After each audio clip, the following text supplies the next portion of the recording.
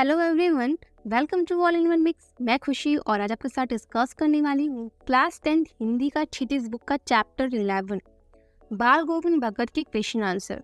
So friend, ये हमारा जो गद्य वाला पार्ट है उसका ये हमारा सेकंड चैप्टर है और वैसे तो बुक का ये 11 चैप्टर है। तो हमारा फर्स्ट क्वेश्चन है, खेती बाड़ी से जुड़े गृहस्थ बाल गोविंद भगत अपने किन चारित्रिक विशेषताओं के कारण साधु कहलाते थे।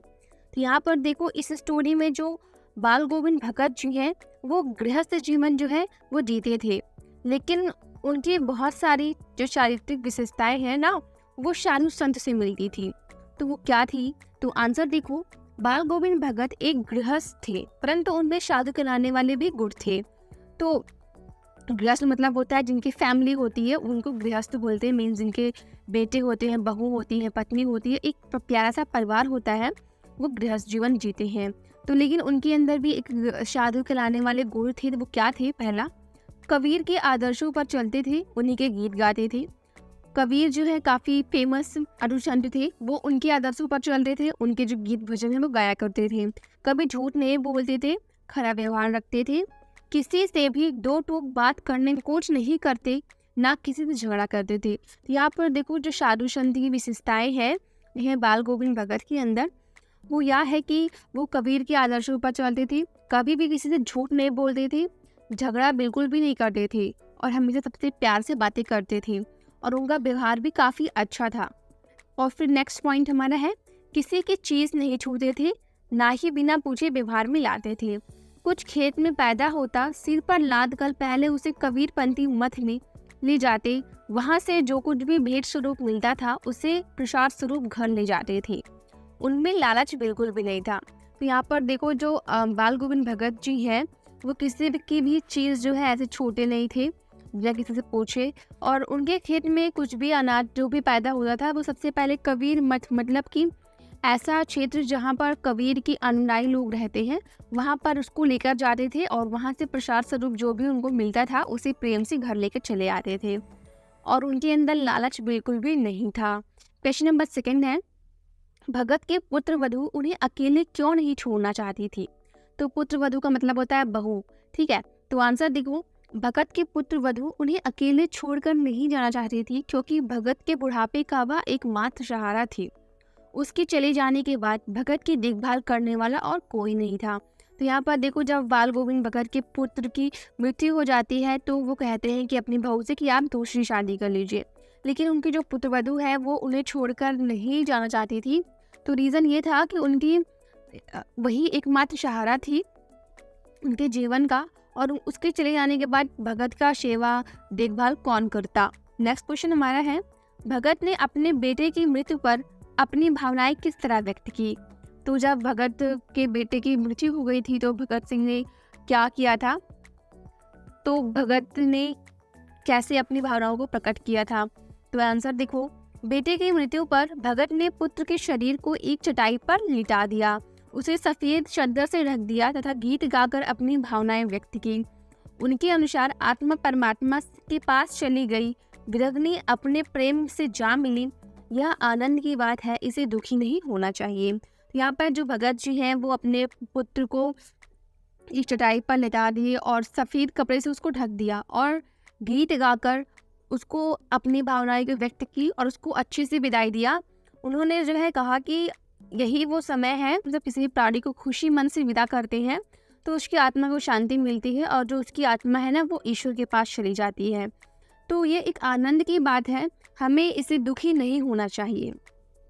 क्वेश्चन नंबर 4 हमारा है, भगत के व्यक्तित्व और उनकी वेशभूषा का आपने शब्दों में चित्र प्रस्तुत कीजिए। जो बाल गोविंद भगत हैं उनकी व्यक्तित्व कैसी थी, उनकी वेशभूषा मतलब उनकी पहनाव ओढ़ाव, उनका बात करने का तरीका, वो सब कैसे था, वो आपको अपने शब्दों में बताना है।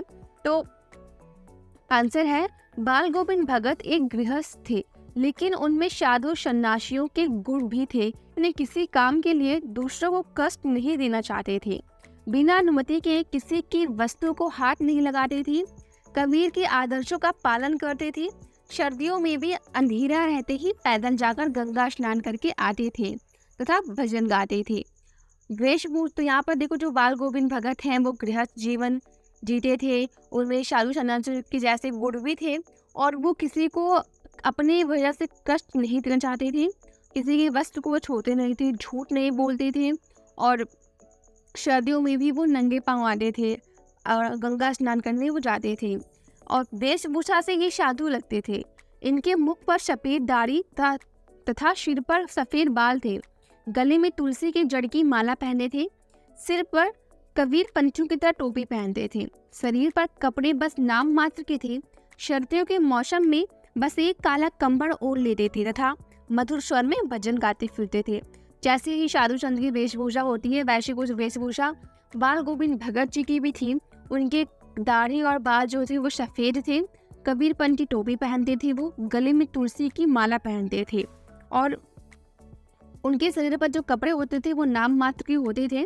सर्दियों के टाइम पे बस केवल एक कंबल का प्रयोग करते थे सर्दी को ढकने के लिए। क्वेश्चन नंबर 5 है, बाल गोविंद भगत की दिनचर्या लोगों की अचरज का कारण क्यों थी?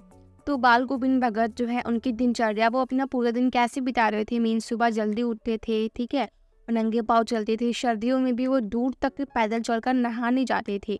तो उनकी दिनचर्या लोगों को देखकर बहुत आश्चर्यचकित हो जाते थे। तो आंसर देखो, वृद्ध होते हुए भी उनकी स्फूर्ति में कोई कमी नहीं थी। मीन्स वो इतने बूढ़े थे लेकिन फिर भी उनकी स्फूर्ति मीन्स उनके पास काफ़ी, उनका जो स्टेमिना था ना वो काफ़ी स्ट्रांग था। वो काफ़ी मजबूत किस्म के व्यक्ति थे।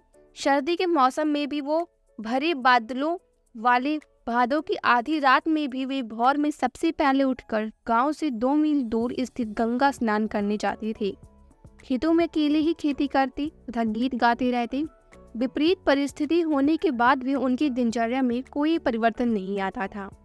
एक वृद्ध में अपने कार्य के प्रति इतनी सजगता को देखकर लोग दंग रह जाते थे।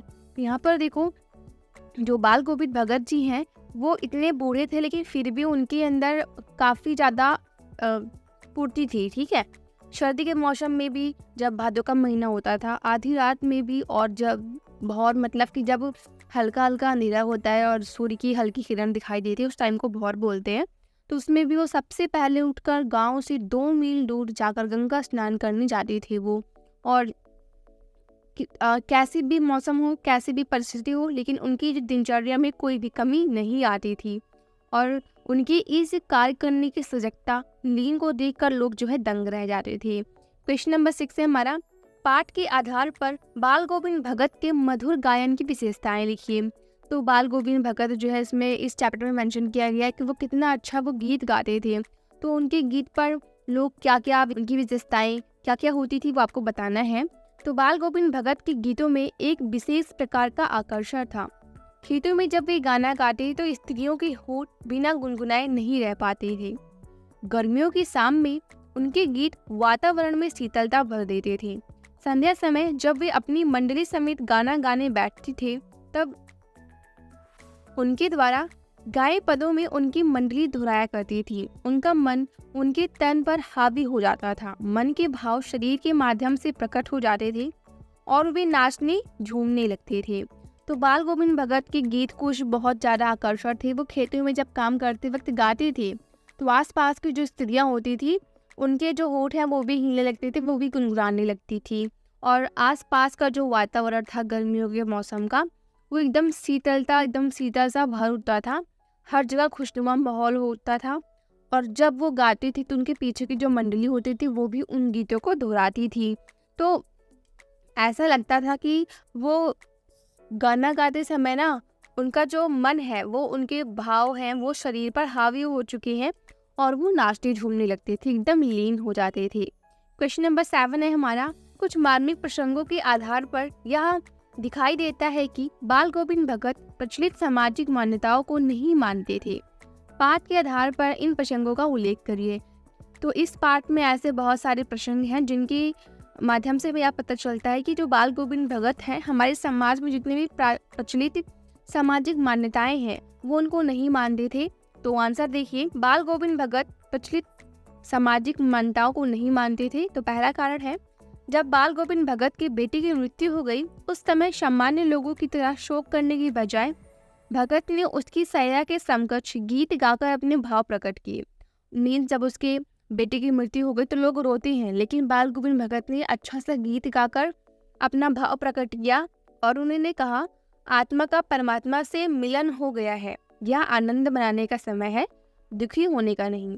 और दूसरा देखिए यहाँ पे बेटे के क्रियाकर्म में भी उन्होंने सामाजिक रीति रिवाजों की परवाह न करते हुए भी अपनी पुत्रवधू से ही दाह संस्कार संपन्न करवाया। मीन्स यूजुअली क्या होता है ना कि लोग लड़के जो है वो दाह संस्कार देते हैं, लेकिन उन्होंने अपनी पुत्रवधू से कहा कि आप दाह संस्कार करिए। और तीसरा, समाज में विधवा विवाह का प्रचलन न होने के बावजूद भी उन्होंने अपनी पुत्रवधू के भाई को बुलाकर उसकी दूसरी शादी कर देने को कहा। और चौथा है, अन्य साधुओं की तरह भिक्षा मांगकर खाने के विरोधी थे वो। तो question number 9 and last question है हमारा, धान की रोपाई के समय समूचे माहौल को भगत की स्वर लहरियां किस तरह चमकित कर देती थी? उस माहौल का सब चीज प्रस्तुत करिए। तो देखो, जब धान की रोपाई होती थी, मीन्स रोपाई मतलब होता है कि जब खेतों में धान ऐसे उसके जो पेड़ होते हैं ना वो लगाए जाते हैं, तब उस टाइम पे जो भगत गाना गाते थे और लोग झूमने लगते थे। तो आपको उस सब चित्र का माहौल प्रस्तुत करना है यहाँ पे। तो आंसर देखिए, बादल से घिरे आसमान में ठंडी हवाओं के चलने के समय अचानक खेतों में से किसी के मीठे स्वर गाते हुए सुनाई देते थे। उनकी मधुर वाणी को सुनते ही लोग झूमने लगती थी। स्त्रियां स्वयं को रोक नहीं पाती थी तथा अपने आप उनके होठ कांप कर गुनगुनाने लगते थे। बाल गोविंद भगत के गाने से संपूर्ण सृष्टि मिठास में खो जाती थी। तो यहाँ पर देखो, जो बाल गोविंद भगत हैं उस टाइम पर जब वो खेतों में काम करते थे धान की रोपाई के समय, तब मौसम जो था वो बादलों से घिरा, बिकॉज धान को पानी की बहुत आवश्यकता होती है, उस टाइम बारिश का मौसम होता है। ठंडी हवा चलती रहती थी, वो गाना गाते रहते थे और जो स्त्रियां हैं उनके भी होठ हिलने लगते थे, खुद को रोक नहीं पाती थी गाना गाने से वो भी। और बाल गोविंद भगत के जो गीत थे पूरे वातावरण में मिठास घोल देते थे। तो फ्रेंड, अगर आपको इसका PDF चाहिए ज्वाइन करिए हमारे टेलीग्राम ग्रुप को, लिंक डिस्क्रिप्शन बॉक्स में है। एंड मिलते हैं नेक्स्ट वीडियो में। Then bye, Radhe Radhe.